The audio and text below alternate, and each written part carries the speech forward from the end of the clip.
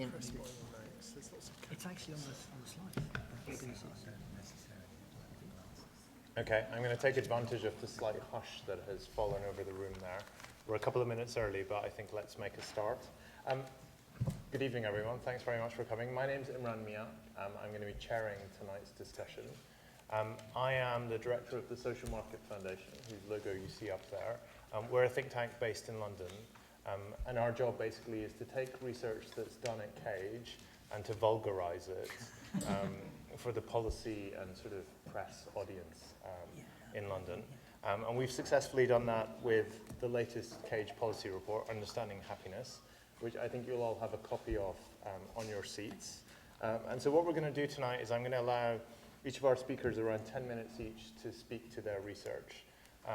And then I'm going to come out to you guys for questions to explore some of the aspects of the research.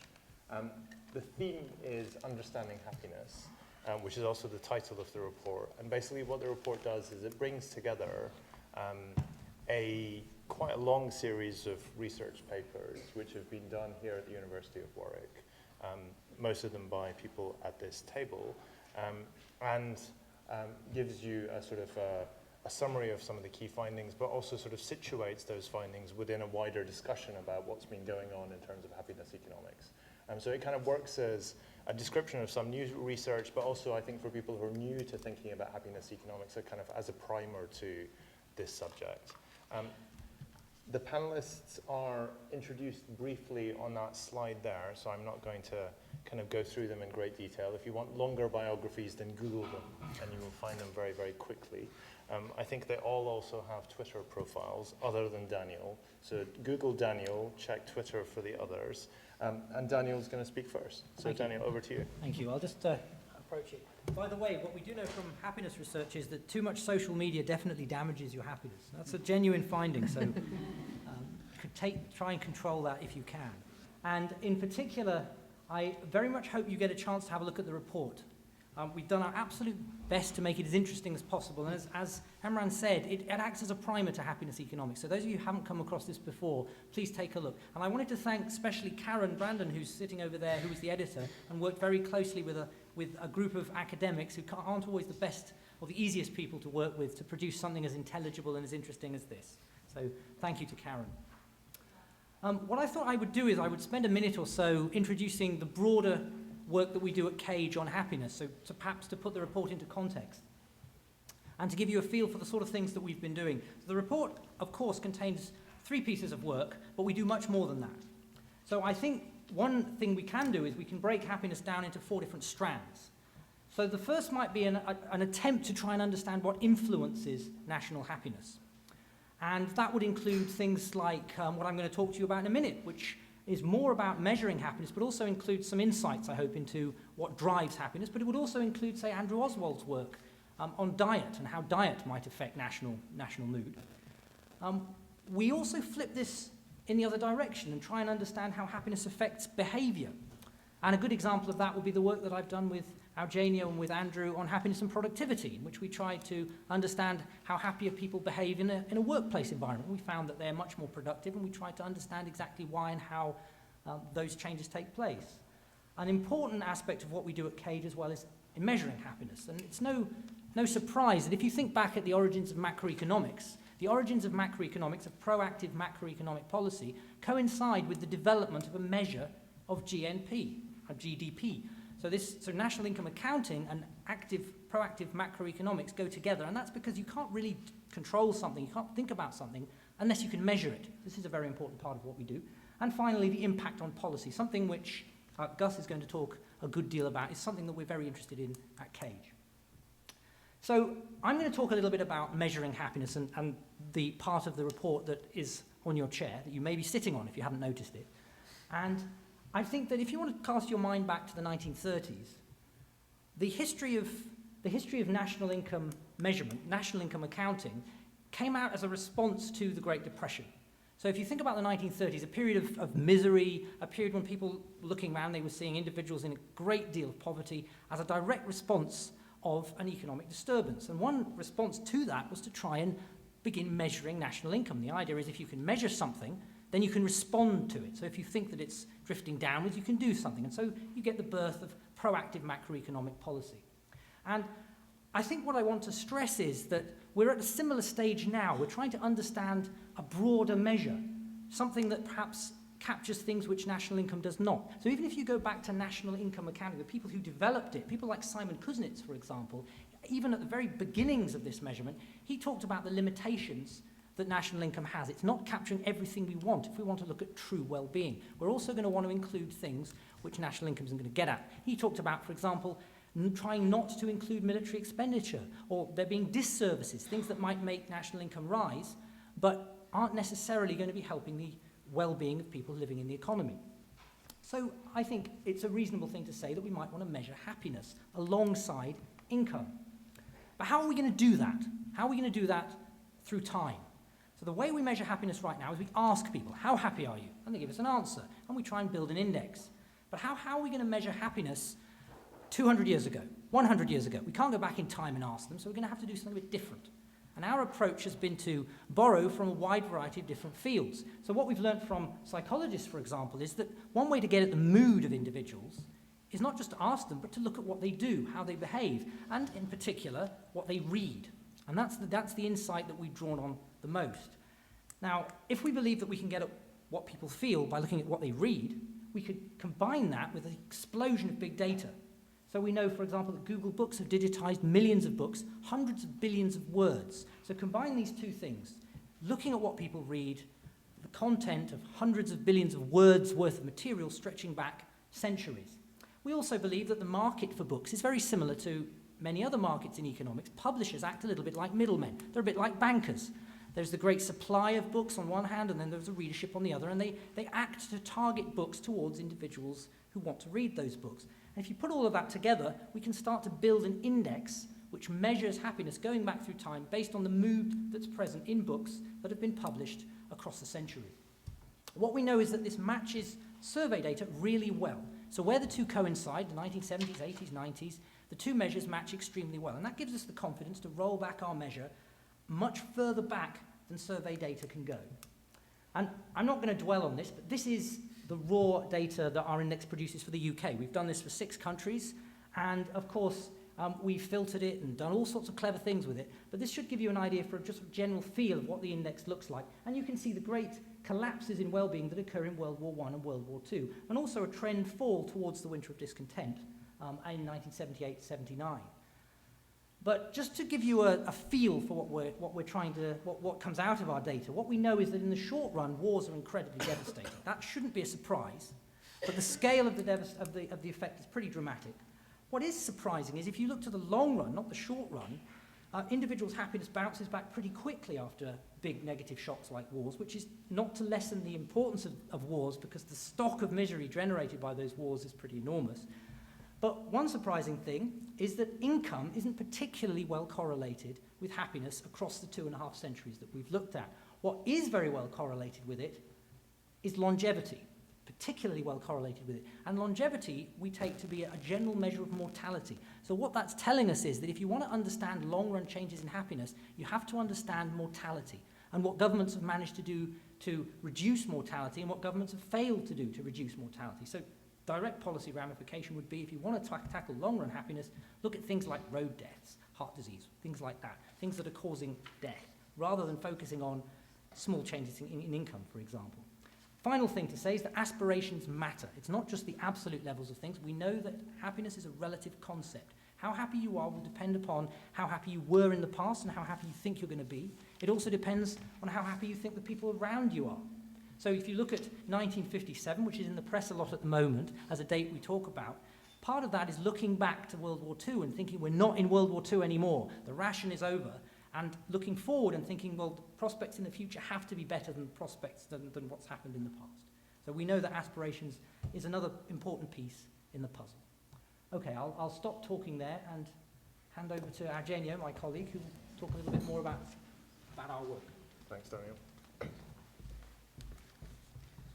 We gathered the people in this huge survey, World Value Survey, the World Value Survey, which is like 300,000 people per year, something like that. And we gathered everybody per quintile in terms of GDP of the country they live.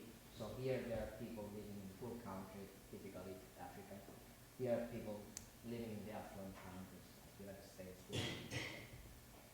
And we did this in order to avoid to impose any structure to this relationship, not let this relationship be free as it can be. And also, we also purge this relationship for any fixed effect. So everything that is unchangeable during the year, like culture, language, people in different languages can say different level of happiness. Okay, this sort of things has been taken away statistically. So this is, I think, it's a very clean picture of what's going on. Well, until $18,000 in purchasing power parity, we see that there is a positive relationship between GDP and life satisfaction. Okay? So the two, life satisfaction and GDP, tells a very similar story. After this level, let's say 18,000, things start to become a bit weird. You don't have anymore this positive relationship. Maybe it flattens out. Maybe you can see a bit of some new shape. Some newspaper talk about nadir of happiness. But I would say it's flattening out. So here, in this situation, happiness and GDP, there's a difference. Okay, different. I'm not saying one is better than the other, but there are two different stories. GDP and life satisfaction do not move together. What does it imply, this, in terms of policy? Well, if I am working at the World Bank or the Monetary Fund, International Monetary Fund,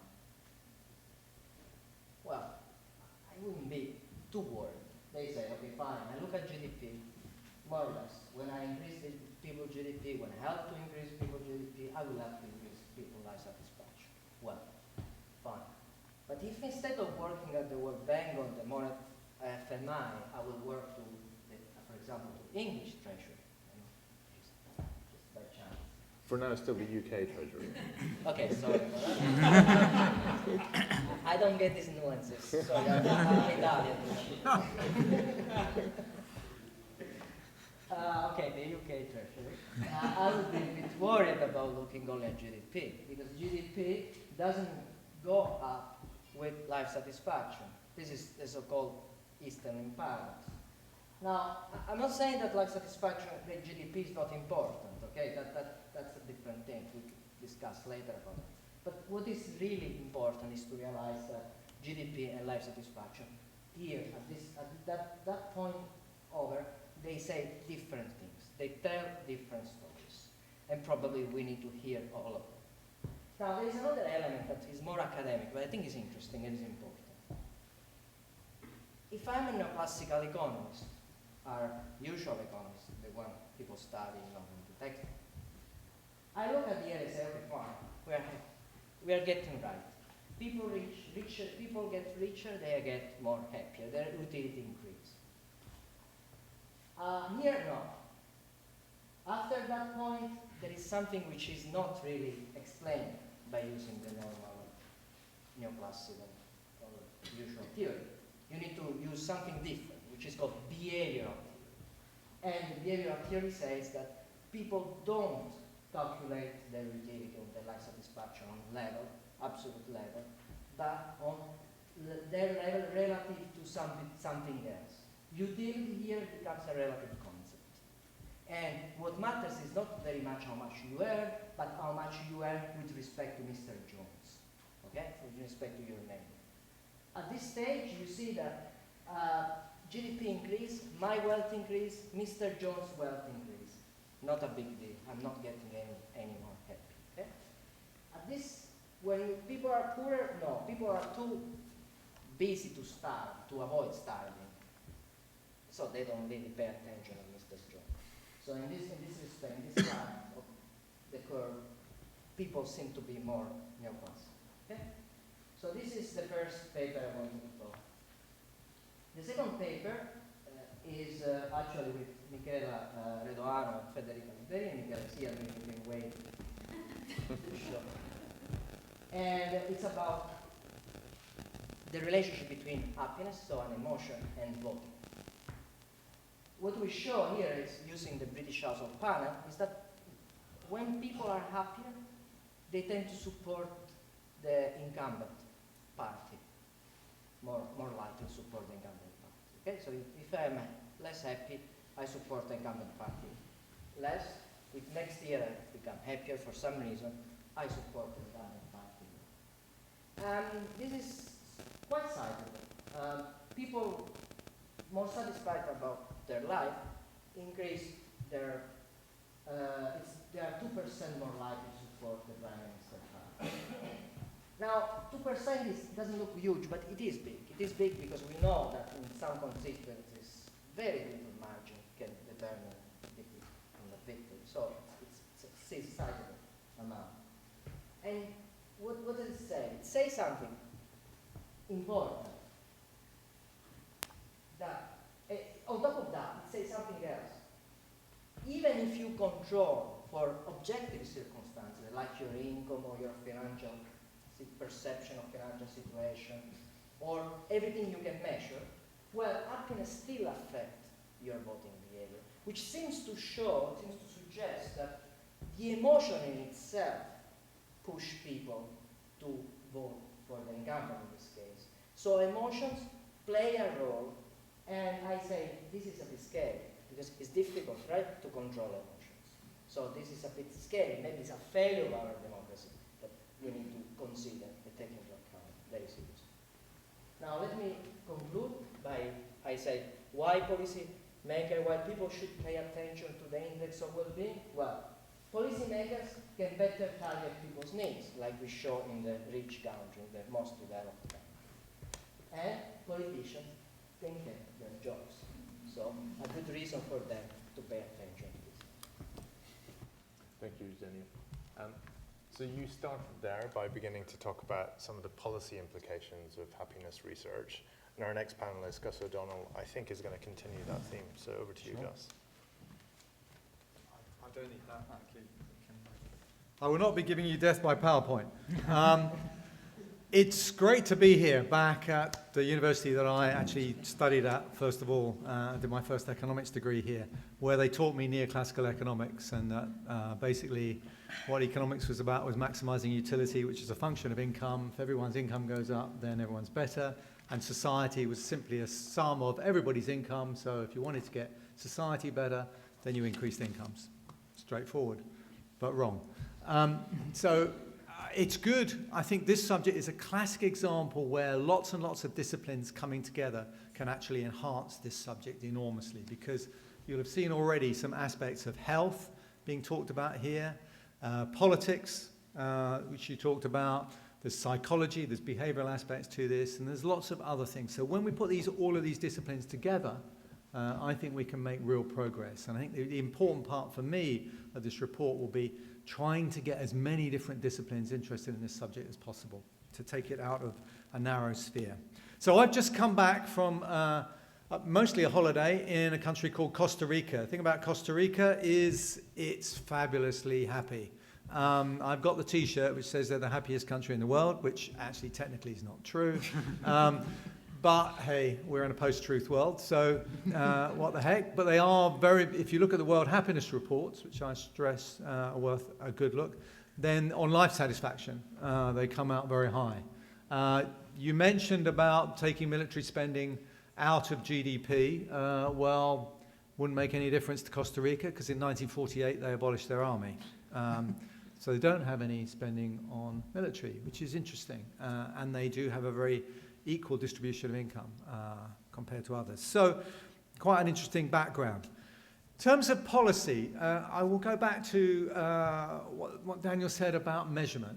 Measurement is hugely important, and that Simon Kuznets doing that work to measure GDP really did help economics start to think about what kind of policies might we do. Keynesian policy about Keynesian stabilization of GDP, in recessions, let's spend some more government money to try and bring up employment, all of those sorts of things. But if you haven't got any measures, you can't really do anything. So imagine me as cabinet secretary. I walk in to see the then head of the opposition, David Cameron.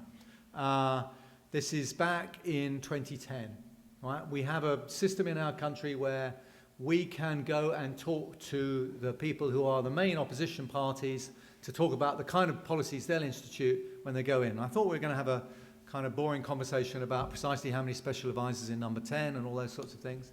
Actually he said, I'm really interested in this well-being idea, and I was quite taken aback because I had thought I couldn't get politicians interested in this whole concept of a broader measure of success. Now, his ideas were quite rudimentary in a sense, but he did think that this was quite important. And I said, well, great, if you think that, the number one thing to do is to start measuring it. And so he said, okay, well, that's one of the things we should do.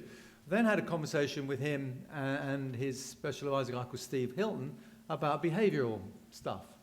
And again, they got, to my surprise, were very interested in behavioural stuff. It was starting to come through 2010. We're starting to have a lot more emphasis on behavioural economics and the whole Undoing Project, the Michael Lewis book, which is a fascinating way of getting into it.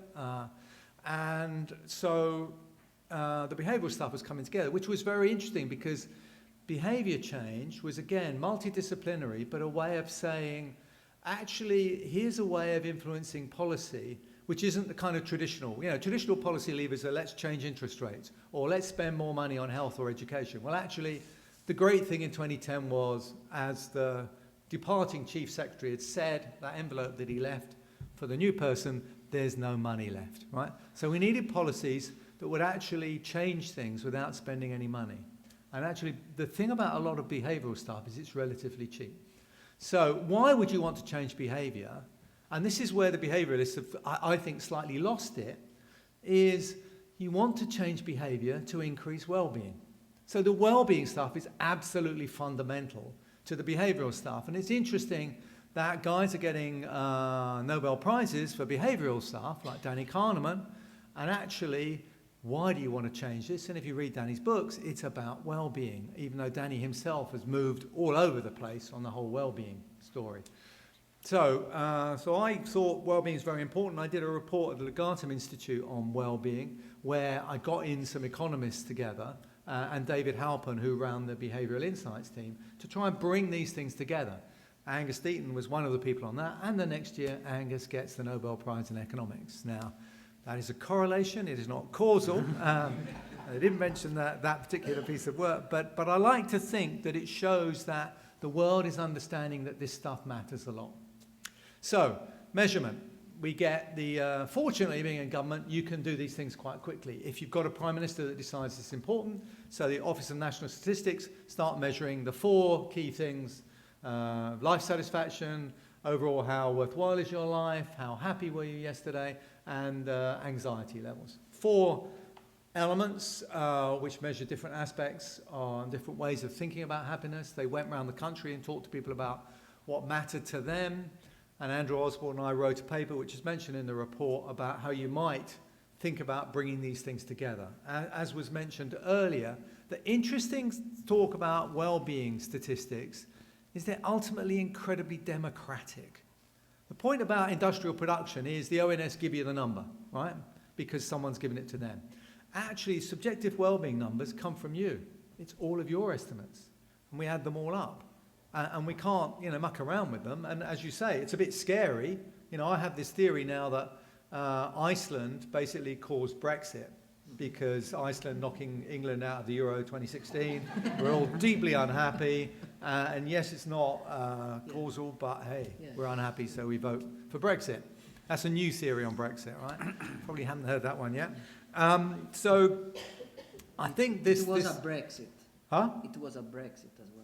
It was, yeah, okay.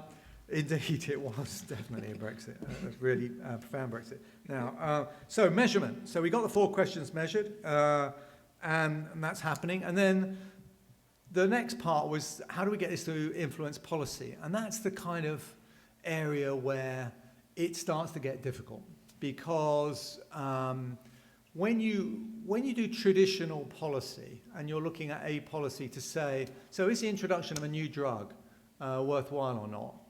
Basically, we economists have come up with cost-benefit analysis. Is it worth building that road or not? Is it worth putting a crash barrier in the middle. And if you put the crash barrier in the middle, you're going to save lives, you're going to reduce injuries, but it's going to cost you this much. So you start having to value things. You start having to value life and injury and all that sort of stuff.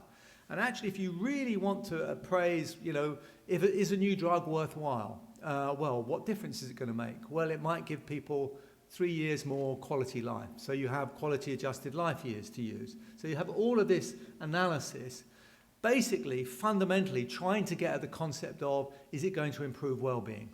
And is it going to improve well-being enough? So this whole question about how do you value an extra, I call them well-bees, well-being years, slightly different to QALYs, quality adjusted life years. But there's an element there. But ultimately, when we take this policy from where it is now, and I'd say we're on the nursery slopes, or maybe even the fetal slopes of where we need to get to where it will be, we'll be in a world where we've done the kind of things that NICE does routinely for introducing a new drug to lots of policies. They've been applied in specific areas. If you looked at, say, the National Citizens Service, which is a policy to try and do all sorts of different things, but what we've done with it is to measure people's well-being before. These are kids going off, mixing with kids from different social backgrounds, trying to improve their confidence and their aspirations and things like that. And we measure their well-being before they go on it, we measure their well-being afterwards, and then we measure it a year later to see if there's any sustained impact.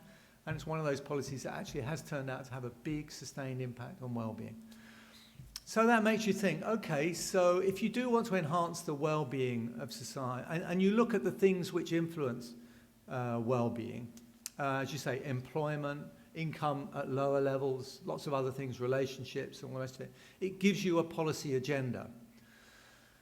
When you look at the way policy is driven at the moment, you take education policy, right? And what do we do in education? At the moment, we say to people, well, what really matters is your exam results, because that's what we measure.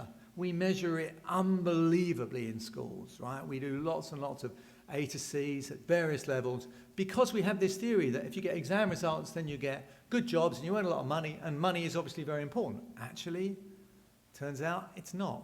For your well-being, what matters? Well, actually, then you start thinking about, say, if we want to educate people to have high levels of well-being, one of the things that comes out of it is you want kids to be very resilient. You want to be able to accept these shocks, like, that Second World War, First World War shock, to be able to bounce back. So you're really interested in, A, measuring their well-being. And if we had, one policy that I'm desperately trying to get through is saying to the schools, for God's sake, stop spending quite so much time on testing in terms of exam tests. Let's measure the well-being of the kids. Difficult. And then let's start thinking about, can schools be incentivized to try and improve the well-being of their kids? Turns out that those kids with higher well-being actually earn more. It's a better predictor than educational qualifications. So that's quite interesting.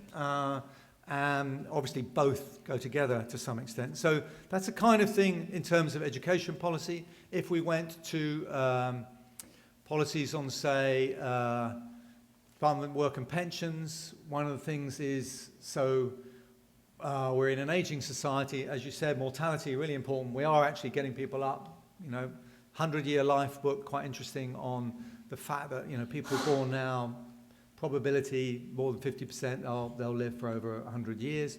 How do we ensure those older periods are high quality periods? And there's really interesting ways you can do that, but one of the things we've found is a very big impact, negative impact on well-being is loneliness. And when you think about the way we're improving, modernizing public services, one of the things we do is we digitize them. So we go to new technology. You want to do your car tax, you do it online or you do it on the phone. You don't have to go anywhere. Pension credit, you do it online or on the phone. Actually, quite a lot of what old people enjoyed was going to talk to somebody in the post office or in the pension credit office about that. And one of the things we need to think about now is, in the next age of reform of public services, are we kind of reducing their cost, quotes, in very narrow terms, but actually missing the point? We're damaging the well-being of those people. We're reducing social interactions. So there are ways of thinking about these things which we need to think about. I could go into many, many more examples, but another one, let's go one final one. careers guidance turned out to be really important. When I was at Warwick and they said to me, what do you want to do after this? I said, well, I'm not really sure. Give me some advice. And they tell you about careers, and they tell you about how much you'd earn in the different careers, because that's objective, clear, promotion structure and all the rest of it. But actually, wouldn't it be nice if somebody said to you, do you realise people that have gone into this career have really high levels of well-being? They're really happy. They feel that their lives are satisfying and worthwhile, which is, of course, why you should work for the Government Economic Service, Sir Dave Ramsden, who are here, rather than someone else. I can't mention my own firm, because obviously we look after the well-being of our staff incredibly well. So I think thinking about that, where you give careers guidance, saying to people, actually, what is really going to make you satisfied? What are the things that turn you on? Do you get really turned on by saying, today I sold a lot of subprime mortgages and I made a fortune? Or do you get turned on by saying, actually today, I invented a way that older people can interact with other older people, and these people in their 70s can start helping people in their 90s, because actually they're more digitally literate and they can help them get onto Skype to see their grandchildren and to order their shopping, mobile shopping and all that. So helping people who've got mobility issues, and you can get to a stage where all of these things come together. So there's an enormous amount of policy change that can come to this. I'm delighted that we're picking up the politics that actually this will get you re-elected, because that will work with politicians. Believe me, my experience suggests they're really, really on there. We do have some problems. We need to think about intergenerational issues and interpersonal issues.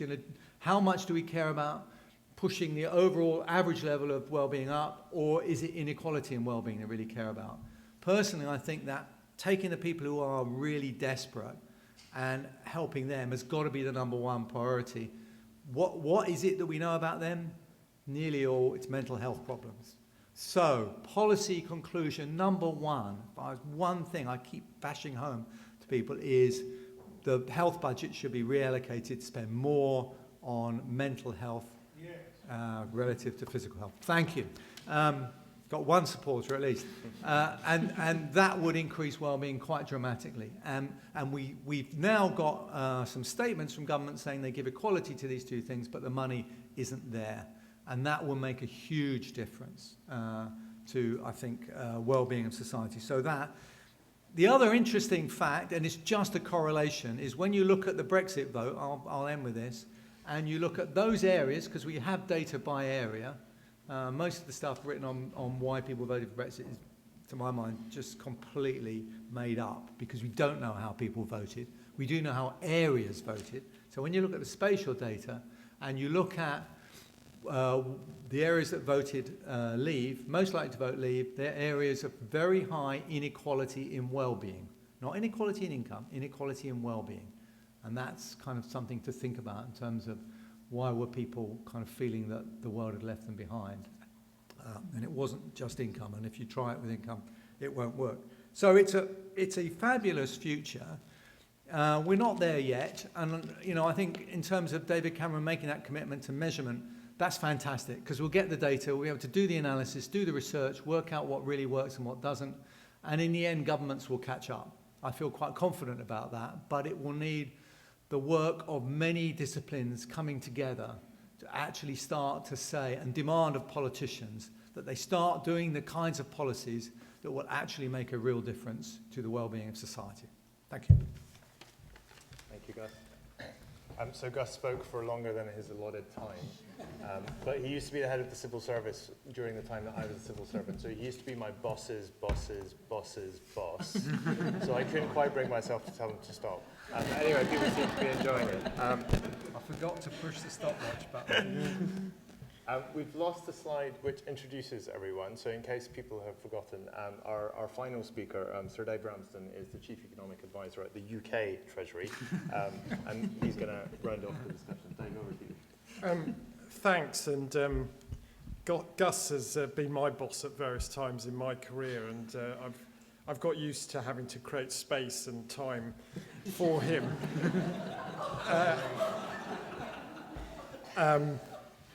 but I'm now doing a job that he used to do fantastically. So I hope you'll understand, because I'm still a civil servant and Chief Economic Advisor to the Treasury, I might be a bit less interesting and thought-provoking than Gus, but I hope that what I have to say will usefully round off a great set of presentations. I just want to comment a little bit on the Cage report today, this one. And also then go on to say something about the Government Economic Service, which, as well as being Chief Economist in the Treasury, I'm head of the Government Economic Service. The applications that we make of well-being analysis in policy. I mean, I think that's the key thing about this. Daniel called this a primer, and it actually serves an awful lot of functions. So if you know, this would be the book I'd start with on well-being, because it's the chapters really do prime you for getting up to speed on well-being, but it is a policy report. And I think that's what's really nice about it, where it really adds to the literature already out there, because it is trying to be a practical use. It's taking the research, and it's got a terrific bibliography at the end with all, properly referenced, and offering some perspectives and some tools on how that can be applied in the policy field. And just running through the two main chapters before we get on to what the Government Economic Service is doing in this field. I mean, I'm a macroeconomist by background. I completely focus on the macroeconomic data. I love data, and it's fantastic now that we have different types of data on well-being. So we've got, as Gus was saying, and as others have said, we've got the ONS data collected since 2011, an incredibly comprehensive data set at the UK level, but also at more, many more detailed levels. And it is a treasure trove of data that you get from that. For example, when you look at that, you see that Northern Ireland consistently scores better than other regions on the 4 subjective wellbeing indicators that are collected. Whatever's going on in the other economic trends. I mean, as I say, I'm a macroeconomist, so I look at every number coming out every day and have to explain what's going on to other people in the Treasury. And now the ONS are publishing their data on a quarterly basis. So back in January, within a fortnight of each other, we had the GDP numbers for the end of last year, gross domestic product, going back to Kuznets and national income, working out where the economy was on that metric at the end of last year. But on January the 13th, we had all the wellbeing numbers up to September last year. And you can begin now to look at the world beyond GDP, more like in real time. And what we heard from Daniel was about this amazing longer data set that's been developed using big data techniques. And as Gus says, I think the interdisciplinary nature of the wellbeing agenda is one of its many strengths. I would recommend, look at pages 78 and 79 of this. I mean, you can even look at them now since I haven't got any slides to show you. But, incredible, the valence ratings, the values that are put on different words. Vacation has the highest score, 8.53 out of, I think, 9. The number 8 has a score of 5.37. I don't really understand that. Stress scores 1.57. The similarly low score to unhappiness. But you begin to see the power. What's great about this little document is you can see how the data is put together to sort of inform the kind of big conclusions that Daniel was coming out with. That, actually, particularly the Great Depression, but big recessions, big periods of instability really matter for well-being. That links very strongly to the kind of literature around, labour market disruption, unemployment, how significant that is, for example, relative to national income. Eugenio didn't talk about it today, but his chapter's got a lot on the genetics and happiness. This is an interesting area to get into, and it focuses on the experience of Denmark. But it suggests that up to about a third of scores for countries can be explained by genetics, but that leaves 2/3 where policy and political choices have a huge part to play along with other conditions. Now, what I then want to now talk about is what the Government Economic Service is doing in the field of well-being analysis and in terms of applying it to policy. And if you'll bear with me, I just want to give you 2 or 3 practical examples of where we are using the data, taking it into our analytical techniques to help inform policy decisions. First one, appropriate since we're in this arts centre, the Department of Culture, Media and Sport have successfully applied methods of well-being valuation based on exactly the kind of survey evidence and data sets that we've been talking about today, linking those to survey evidence of visits to cultural institutions to inform their bids for investments, and that's actually strengthened DCMS's spending review evidence. It allowed them to show the evidence of wider societal impact on well-being of places such as this, over and above traditional willingness to pay approaches, which are, if you like, the kind of core of things like the cost-benefit analysis approach enshrined in the Green Book. Gus has already talked passionately about mental health and well-being, and I think this report, again, it just shows how strong a driver of well-being mental health is, and that has prompted successive recent governments to focus on it. The Prime Minister gave a speech last month that had mental health at its centre, and when she was talking about the importance of mental health support in the workplace, that was evidenced by analysis carried out by the business department, which was actually very similar and informed by the kind of work that Daniel and Andrew Ellswald and others have done on the link between happiness, well-being and productivity going back to 2014. So here's an example of the kind of analysis in this book that you heard about, which is then linking right through to the top of government and the agendas that are being put in place. I could give other examples about the role that analysis of well-being has played now in housing, where a report by Department for Communities and Local Government last year identified the impact of housing on well-being based on the English Housing Survey. And this again helps strengthen the evidence base for policy on housing quality. Now, where all this is coming together, as I was implying, is also in the approach that we take to cost-benefit analysis, to appraising projects across government using the manual for this called the Green Book, which we're refreshing later this year. And this is going to, for the first time, welcome the use of well-being in the early stages of policy formulation as a source of evidence that supports policymakers in defining the purpose and scope of interventions and in designing solutions. We're going to be more cautious at this stage about advocating its regular use in the formal cost-benefit analysis, and then that comes to some of Gus's points about where we are in the process here. But this is still a material development, and I think the key point I would just leave you with is as we further and further integrate well-being analysis, we have to make sure we apply the same rigorous standards to it as we do to the other statistical techniques that we use. So I hope that's given you a flavour of the kind of approaches that we're using across the Government Economic Service. And I think as we refine the data, build the evidence base, we will be it will have more and more of an impact on policy making. But we're already making really material progress. So thank you very much for listening to that, and now very happy to join the panel to take questions.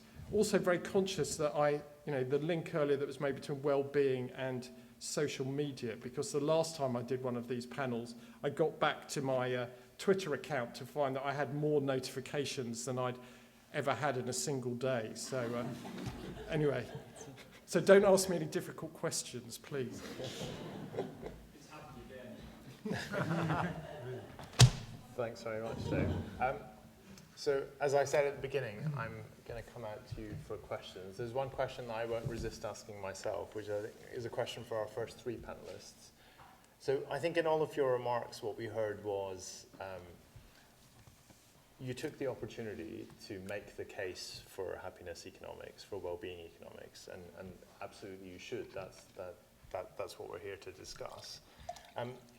But Dave, in his remarks there, talked about how when government is reviewing its methodology for how it assesses projects and policies, it isn't yet going to use happiness economics as part of the cost-benefit analysis. And I guess that, for me, just raises the question that for sort of our first three panelists, what's the area in which you think well-being economics still needs to move forward? What's the kind of, what aspect of well-being economics or happiness economics sort of gives you sleepless nights? Where do you think it needs to become more rigorous?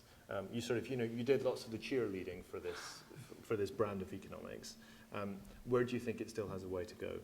So Daniel first. Sure. So I think measurement is really important. So I think that I think subliminally in what Dave was saying was that we still have some way to go to approach the sort of rigor that we have in measuring national income. So one good thing about national income is we have a lot of data and we have a pretty clear understanding of how it moves through time. Once we get to that point, and I think we're almost there with well-being, but we have to convince people that we can measure it accurately in many different ways. These different measurements are relatively consistent. When we have that, I think that government and more people will be happy to incorporate happiness into cost-benefit analysis. I think we also have to be a little broader. We have so many different ways of measuring national income. We look at growth rates, we look at income distribution, all these sorts of things. And we have to do more in happiness in this sort of way. We have to look more at the happiness distribution, at growth rates, and at different ways to control for various things and what exactly it correlates with and all these sorts of things. And as we get more and more confident in our use of it, I think the pressure for government to make extensive use of this will be overwhelming, and government will be happier to do so because it will feel more confident with what we're doing. Eugenia?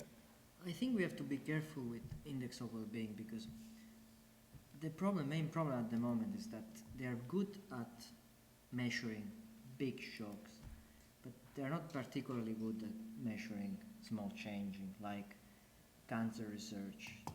You don't have breakthrough in cancer, you see, you have a small and steady increasing, and these things do not get captured by the index of well-being. People do not really perceive this little change. This is a bit dangerous, you see, because if you push too much this idea of policy, well-being driven policy, you end up to maybe not to think about this small but important change like cancer research. So for me, this is the big problem at the moment of this data. Yeah, so it's good at observing big changes, not yet so good at observing smaller changes. Yeah. And that's dangerous. Yeah. Gus, what about you? So 2 points I've made. You put it in the context of wellbeing economics, and I hope what I was saying at the start was, let's not go there.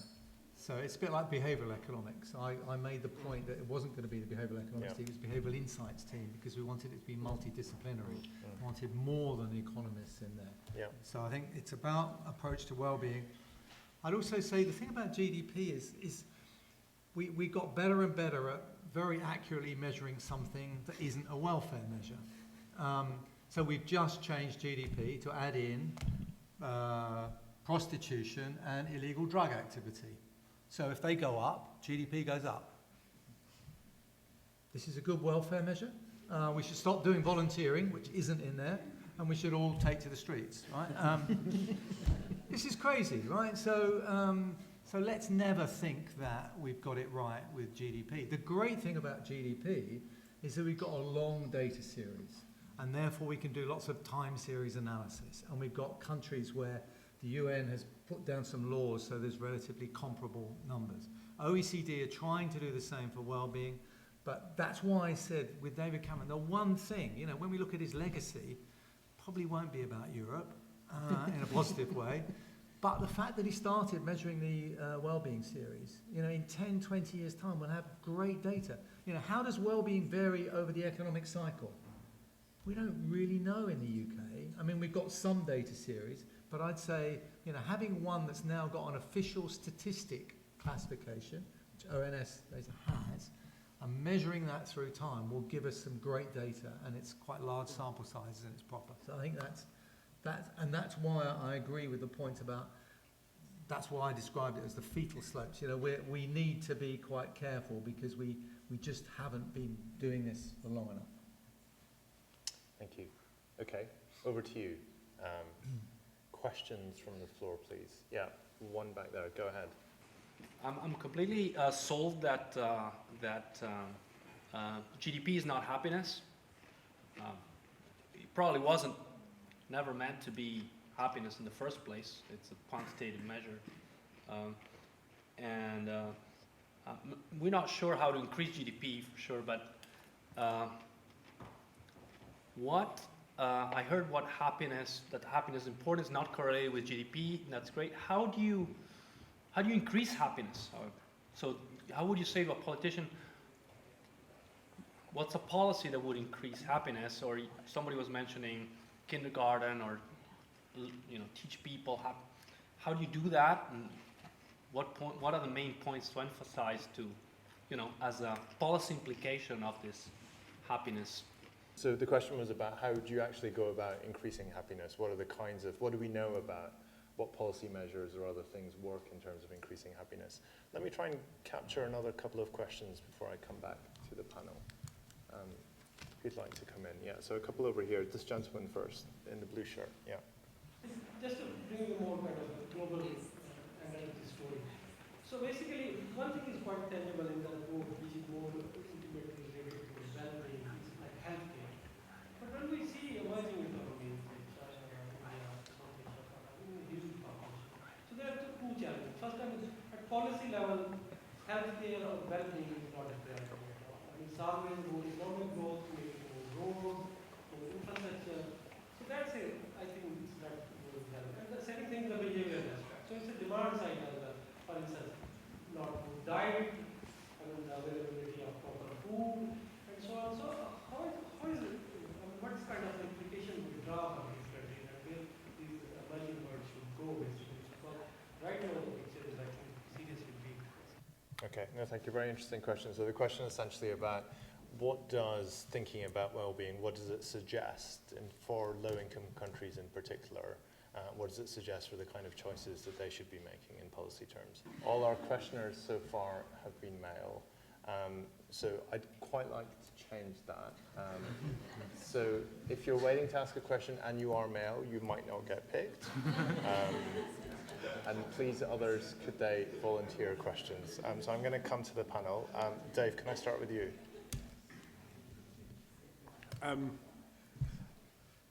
Completely agree on the gender point. It is a real issue, though, with UK economics.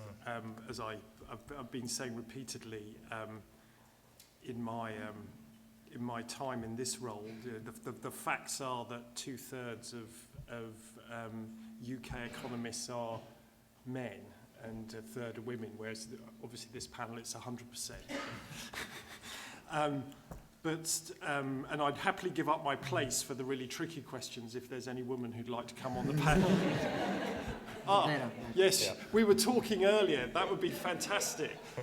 I'm very pleased to say that I saw a complete 50-50 gender split of Cage researchers earlier, so that was good. So in terms of answering or starting to answer the questions, I mean, I think I'll make two remarks. One, really just to reinforce points that Gus made in his presentation, that for a given level of income, I mean, if you can tackle things like mental health, if you can tackle things like loneliness, there's a really good evidence base that you can improve well-being across pretty much all the dimensions. I mean, interestingly, in the first chapter of the book that I think Gus put together with Andrew Oswald based on, they looked at, trying to suggest what some preferences might be for policymakers in the things you weigh differently, whether you put a big weight on anxiety, how worthwhile you feel. And I think that's the kind of, that gets you into, what is your preference function as a government or a country you could start to adopt that kind of approach. I mean, what I'll say now more from a, this will sound more like a kind of classic Treasury approach, and it does come on to the questions, I think, about developing economies and lower income economies and how you prioritise. I think where I still see at every level of the of income, I do see a very strong role for GDP and growth in GDP, because ultimately, depending on what your society's preferences are, your economy's preferences for raising revenue and then spending, that gives you the resources that you can then, that you can then choose how to use those, whether you're a low-income country or a high-income country, your preferences then come in. So I would probably always put GDP first, not at the expense, say, of the environment and that kind of thing, but GDP, the bigger your GDP, the bigger your opportunity set or option set for what you then do with that money, whether you, as Gus says, what he'd like to see happen with the health budget, how it was reprioritised. But the more money you have to spend, the more choices you can make. So that probably sounds like quite a Treasury answer, but I'd start with that. Gus. So just to repeat and answer the question, I think number one is mental health. It's got to be. And when you look in the book, there's some evidence about in Denmark, I think it's 1 in 3 is mentioned, having mental health episodes during their life of the population. When you look at the numbers for the UK, it's quite staggering. The numbers of people who have got diagnosed mental diseases who've had absolutely no treatment, right? That is the staggering work. So we have a lot to do there, and it needn't be that expensive. I think picking up the two questions about emerging markets and poorer countries, I think there are two things I'd say there. One is, don't ever forget on those charts that were put up, the bottom end. So actually, there are times when you do want to concentrate on increasing income for poorer groups, because it does make a big difference. So I think there's something to be said there. However, there's some really interesting evidence in China when you look at, so China, when you look at we talked about World Bank earlier, the poverty reduction numbers. China's been the greatest poverty reduction engine and the growth there. However, what you find is the well-being numbers don't move anything like as much. So what you're doing is basically in China and a lot of poorer emerging markets, a rural-urban shift. They've gone from rural areas where actually got, quite happy family structures. The men, it's usually the men, have moved away to cities and are on their own. And also, their relative income, even though their absolute income has gone up, their relative income has fallen quite dramatically. So they're surrounded by people who are much wealthier than them. The family structure is not there to support. And so their well-being actually goes down, even though their income's gone up. And I think some of the ways that poorer countries have developed, you take China and you take the problems with air pollution, India as well, they begin to realize that some of the things they were doing were too focused on a very narrow concept of GDP. And I think if you actually took a well-being approach to those, yes, you'd be trying to increase jobs and incomes, but you do it in a rather different way, and it would give you a different policy mix. Eugenia, do you want to come in on any of those questions? Don't feel obliged to come in on First all of all, it's what makes people happy. Something very strong is not being unemployed is a very strong determinant of happiness. Unemployed people feel very bad and they don't adapt to unemployment. You adapt to everything. Even when you lose a kid, you adapt. But the only thing you don't adapt is being unemployed. For some reason, we cannot adapt to be considered useless in the society. So I think it is a very important thing to point out. It's a very, very strong result. Considering low developed country, as I said before, GDP is good because, increase a lot of things, opportunity, and then you can look at that, you can pay attention to that more than probably in developed countries. But it's true that you have very interesting dynamics like the one Gus pointed out. Last point, Does money make people happy? Yes. Okay, so the answer is yes. Don't get me wrong. Individual income makes people happy. Okay, especially if you are very poor. Increasing a bit the income makes people happy. Okay, so it's GDP that do not make people happy, but individual income does make people happy. Okay, so it's better to avoid to be too romantic. Right, on that so respect. yeah. Daniel, do you want to offer any thoughts? Just a few things, just not much, but I think going back to our research, we can answer this question, what increases happiness. In fact, not just our research, but there's been decades now of research into this, and so we have a list. And many of the things that have been mentioned in this table talk to that. So we do know mental health is extremely important. And if you look at our long-run data, we're using longevity because it's one of the few measures that goes back long enough for us to compare it with our measure of happiness. But that measure really captures big ticket issues. So it's things like mortality, but mortality in terms of physical and mental health, they're very closely linked. So we do know that those two things are very closely linked. There was a mention of unemployment as well. That's also extremely important. Inequality is very important too, and we've heard mention of loneliness. I was at the ONS last week. They kindly invited me to deliver a plenary address there, and one of the nice things was I got there early and I got to see some posters, and one of the nicest posters was actually this discussion about childhood well-being, and there's some great ONS data on childhood well-being out there, and there's the Understanding Society survey includes a lot of information about kids, which is really important. I was being a little flippant when I stood there, but there was a wonderful poster by the ONS actually pointing out that social media does actually damage childhood happiness, sorry. And it's partly to do with this issue, which is loneliness is one of the great problems as far as happiness is concerned, but also excessive use of social media. And I think it relates to the fact that happiness is a relative concept. So seeing others talking about various things, celebrities and how marvellous their lives is, etc., this can be quite challenging for young kids out there. And so that's something quite important. The issue with developing nations, absolutely, GDP does matter when you're at the bottom end of the spectrum. It also matters in developed nations, because remember what Eugenia was talking about was the average. So when we're dealing with a country which has a high level of income inequality, it's definitely true that people at the bottom end of the spectrum are still going to be interested in increases in GDP.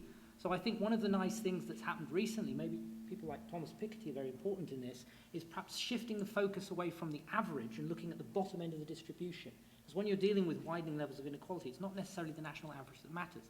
And while we've always sort of assumed that there's a trickle down, and if GDP goes up, everyone benefits, it's now not so clear. Although I think Dave made a very important point, which is we do need the money somehow. So in that sense, GDP is always going to be central. And I always say when people ask me that GDP is a little bit like a budget constraint, the production possibility frontier, if you like. And that happiness maybe is a point measure of the utility function. It's telling you where people happen to be. But in order to really boost that, maybe they need resources. And one thing that happiness economics is telling us is where to spend that money. So maybe things like mental health, etc. So the two are not at loggerheads.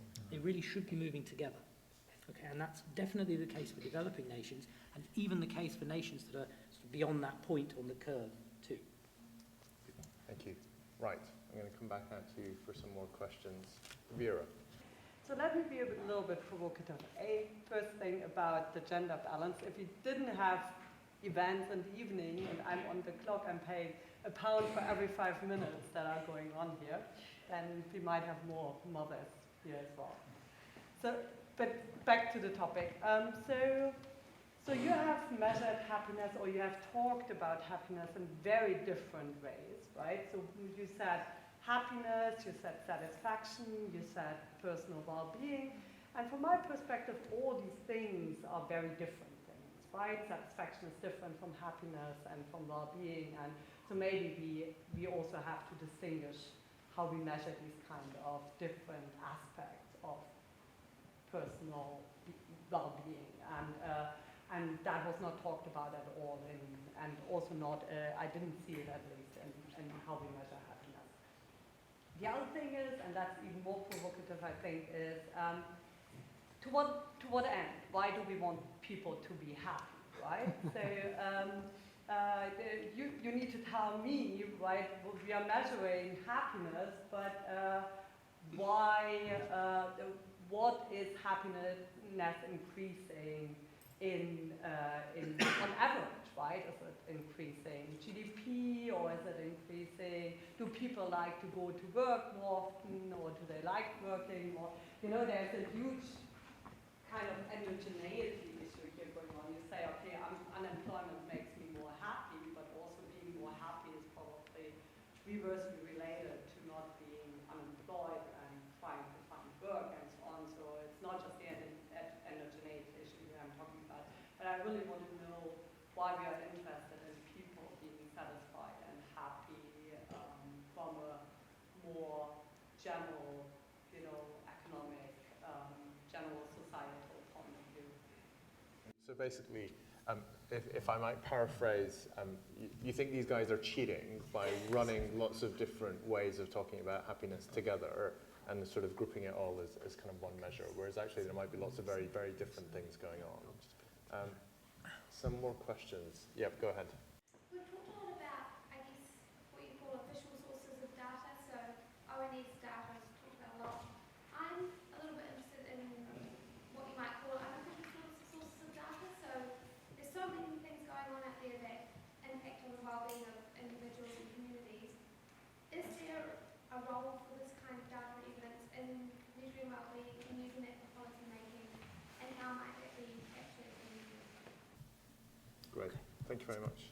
Daniel, go for it. Okay, so I'll try and say a few words on each of those things. So absolutely, Vera, there are many different ways to measure happiness and very many different definitions. And if you talk to a psychologist about this, you'll be talking for hours. So, and of course, we added something new. Our measurement is technically word valence, which is another way of measuring happiness.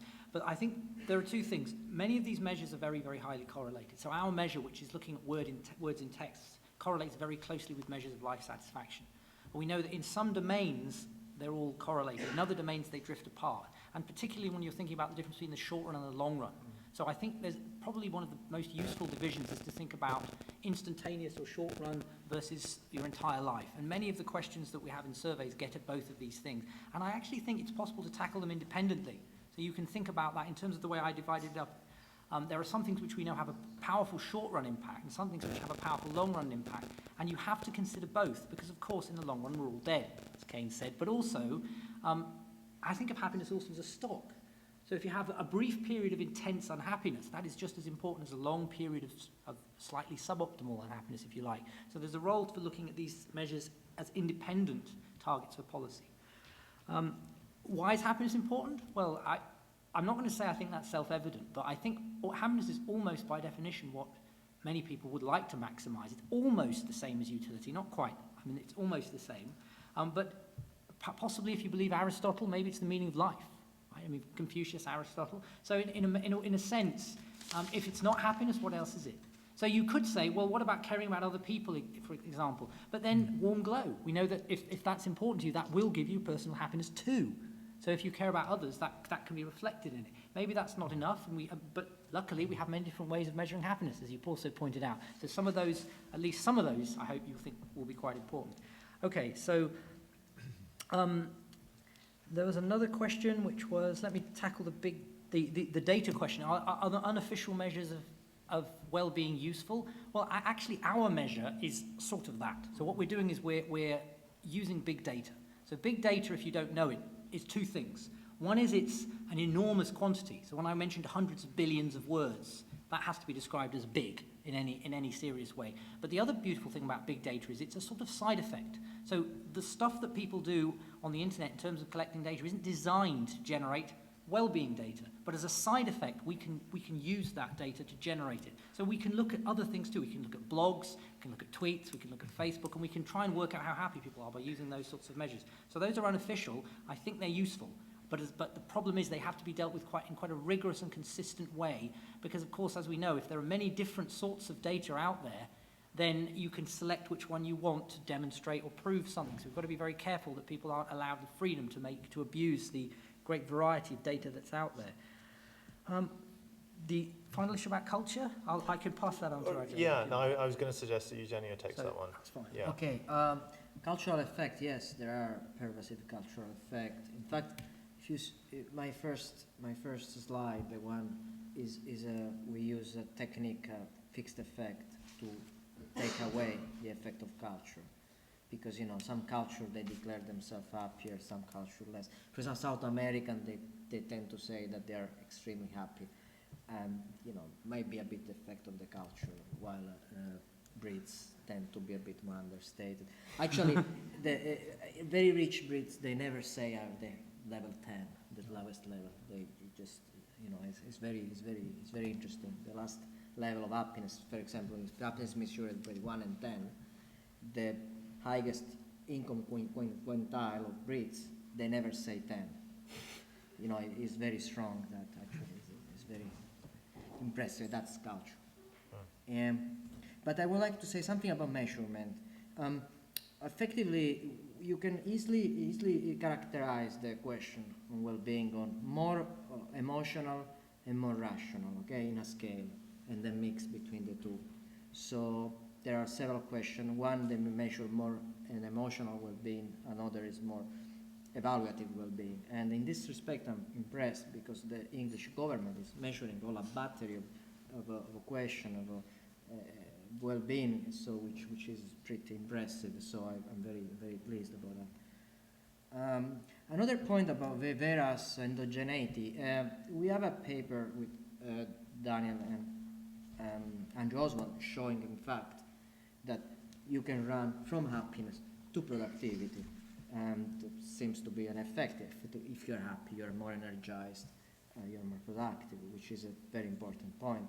So you don't have to, like Daniel said, happiness is an objective per se, yes, but it's also a good thing to do if you pay attention to productivity. In this respect, management are starting to be more and more sensible about this argument. You know, whenever I go to give a conference, they are very open to the idea of workers' well-being. And if I remember correctly, that research was done with Warwick University students, wasn't it? Yes, yeah. So happier Warwick University students are more productive in the tests that they're given as part of the experiment than unhappy ones. And the guy the shock to make them happy is Bill Bailey. So they Right. So it's very interesting. Okay, great. Dave, I'm going to come to you, and then Gus, I'll give you the final word. Not really much to add to what others have said about the links between certain happiness measures, and particularly the factors relating to mental health, through to well-being and through to productivity. I think that's a really interesting set of findings, and as Eugenio said, it links to management, but it also links to kind of wider culture, workplace culture, for example. I mean, what's really striking about the official data, and this is not to downplay other data, but it is available at every level. So I don't know if Warwick University surveys its faculty or students, but across the civil service, we put these 4 questions from the ONS in our surveys. So we in the Treasury, as part of how we manage the Treasury, can look at, and we have something like a 90% response rate, so we can get some really decent results from our 1,000 staff. We get their assessment of those 4 dimensions of well-being, so it can be very rich at different levels in the economy. And then when you go up the next level, I mean, just reading again, as I say, I think it's a great primer, but the summary of well-being in the UK, page 34, there's a little pink box saying what the first 5 years of the ONS data show at the regional and national level. People living in London report lower average ratings of life satisfaction. I mean, I mentioned how high Northern Ireland was. You know, something's going on in London, and then I think we saw this in the very long time series of Daniel's, although it was a slightly different, as he says, it was a word valence-based measure. UK well-being was on an upward trend from 2012 to 2016, but in that last year of that period, improvement in ratings for happiness, anxiety, and the feeling that things in life are worthwhile came to a stop.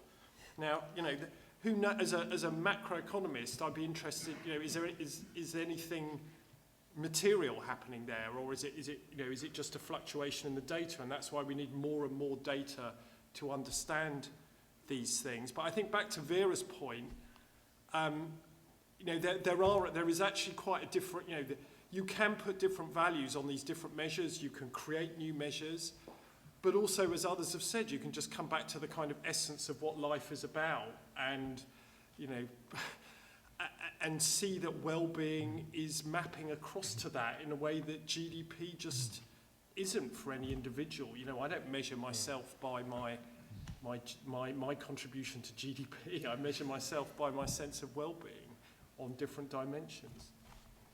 Gus? Just to start with that first question about, you know, what do we, why do we care about happiness, which I think is fundamentally important. This whole debate should really start with the philosophers, right? And I didn't mention them in the multidisciplinary, so I've got to get them in now. Because economists basically have a model which is pretty much a utilitarian philosophy, you know, maximize utility subject to constraints. We're maximizing overall sum of utility. And that has its advantages. It's certainly incredibly easy to be analytically tractable and all the rest of it. But it's also got some disadvantages, which Sen and others have pointed out. So if you actually want to look at this, I haven't got time to go into it, you should really start from the philosophy and think about what constitutes to you success, what constitutes society success. And remember that the biggest criticism is, well, if you want to make people happy, just lower their aspirations. That'll be fine. You know, Indian caste system, for example. So you need to be robust to those sorts of issues, right? And there's perfectly good ways of handling all of that. The Costa Ricans have a phrase, pura vida, right? Which is kind of, that's what it's all about. The good life, the kind of, you know, and they've really got it. So go there and that will sort it out. And that's why culturally it is slightly different in certain places, and you need to understand, and the language matters. In China, the word harmony is used quite often for, you know, as a translation of some of this stuff. And finally, on unofficial data, the geographers, another discipline that's into this world, have got some data called Mappiness, where they're basically asking people at various times in the day, how do you feel? One of these happiness questions, 1 to 10, and take a picture of where you are. So they're looking at the effect of your physical environment on the overall sense of your happiness. And what they're finding is people are outside, you've got a view of trees or water, tends to make you feel better. And we're starting to think about how those sorts of things should be applied in the National Health Service, where it actually turns out that people who are in a hospital with a better view get better quicker than those who haven't. So there's some practical applications of all this. But I think I've got a slight worry with the words, the 2 centuries of data on words. I'm just wondering about all those non-readers, their well-being. Where was that picked up in 200 years ago? So, you know, I think with all of the non-traditional ways, you know, we've got the statos being very careful about our sampling methods and all the rest of it. But when we start going into non-traditional methods, we've got some other issues which we need to work through. Just to be clear, there are some. Absolutely. Okay, thank you very much. I'm glad you mentioned philosophy. My training is as a philosopher rather than as an economist. And so Amartya Sen, I think, definitely, but also Martha Nussbaum, I think, for me, if you want to begin to explore the philosophical literature on this, that's a good place to start. We've run very slightly over time. I apologize for that, and I apologize to the people who wanted to ask questions and didn't get a chance. Come now and grab the speakers before they go.